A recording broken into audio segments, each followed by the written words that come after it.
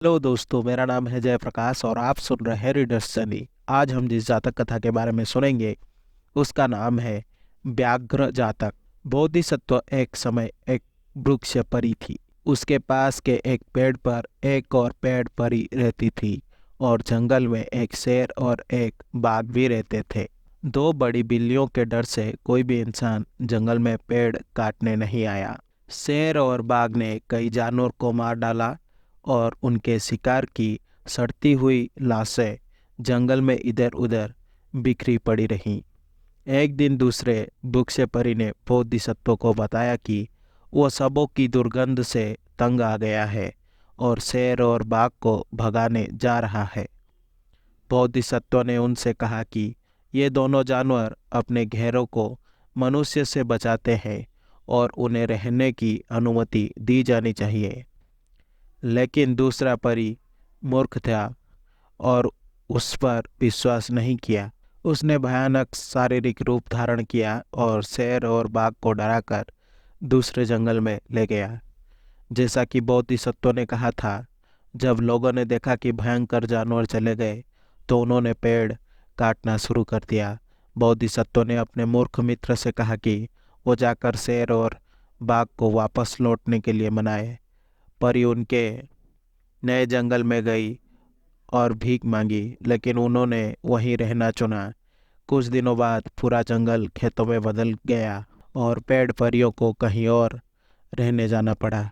यह कहानी बुद्ध के जीवन काल में मूर्ख वृक्ष परी बुद्ध के एक लालची शिष्य कुला कोकिलाका का पूर्व जन्म था और शेर और बाघ बुद्ध के दो शीर्ष शिष्य सारिपुत्र और मोगलान का पूर्व जन्म था। सारिपुत्र और मोगलान ने एक बरसात का मौसम कुला कोकिलाका के घर पर बिताया, इस निर्देश के साथ कि वे स्थानीय लोगों को ना बताए कि वे वहाँ थे। 3 महीने बीत जाने के बाद वे वापस बुद्ध के मठ की ओर चल पड़े। उनके जाने के तुरंत बाद कुला कोकिलाका ने उन लोगों को सामने सेखी बगारी जो उसके साथ रह रहे थे। उन्होंने दान देने के लिए तुरंत भोजन और वस्त्र एकत्र किए और दिवंगत शिष्यों को सम्मान देने के लिए उनके पीछे दौड़े। ये जानते हुए कि सारिपुत्र और मोगलान बहुत मितव्ययी थे और उपहार स्वीकार नहीं करेंगे, कुला कोकिलाका ने ये उम्मीद करते हुए पीछा किया कि चीज़ें उसे दी जाएंगी। लेकिन बड़े शिष्यों ने लोगों से सब कुछ अपने पास रखने के लिए कहा और इससे कुला कोकिलाका नाराज हुई। थोड़े समय बाद सारिपुत्र और मोगलान ने 1000 शिष्यों को भिक्षा तीर्थ यात्रा पर ले गए। जब वे कुला कोकिलाका शहर से गुजरे तो आम लोगों ने उनका उत्साहपूर्वक स्वागत किया और कई वस्त्र अन्य चीज दान की। फिर से सारिपुत्र और मोगलान ने कुला कोकिला को कुछ नहीं दिया और इस बार वो इतना क्रोधित था, उसने लालची और स्वार्थी होने के कारण उनका अपमान करना शुरू कर दिया। इसीलिए शिष्यों ने शहर छोड़ दिया। लोगों ने उनसे रुकने की विनती की, लेकिन वे अपना मन नहीं बदल सके। क्रोधित लोगों ने कुला कोकिलाका से उसके द्वारा पैदा की गई समस्या को ठीक करने के लिए कहा और यदि वो सारिपुत्र और मोगलान को वापस लौटने के लिए मना नहीं सका तो उसे कहीं और रहना होगा।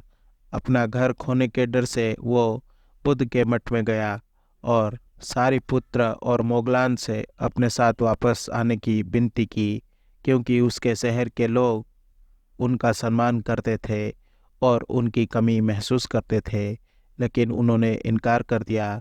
इसीलिए कुला कोकिलाका ने मठ को अकेले छोड़ दिया। बाद में जब बुद्ध ने अपने कुछ शिष्यों को ये चर्चा करते हुए सुना कि कुला कोकिलाका दोनों सारिपुत्र और मोगलान का तिरस्कार करती थी और फिर भी उन्हें अपने घर वापस लौटना चाहती थी, तो उन्होंने ये कहानी सुनाई ताकि वे जान सके कि कुला कोकिलाका भी किसी स्थिति में नहीं थी। आशा करता हूँ कि आपको ये जातक कथा अच्छी लगी होगी। अगर आपको मेरी वीडियो पसंद आई तो इसे लाइक करें और शेयर करें और ऐसे वीडियोस देखने के लिए मेरे चैनल को सब्सक्राइब करें।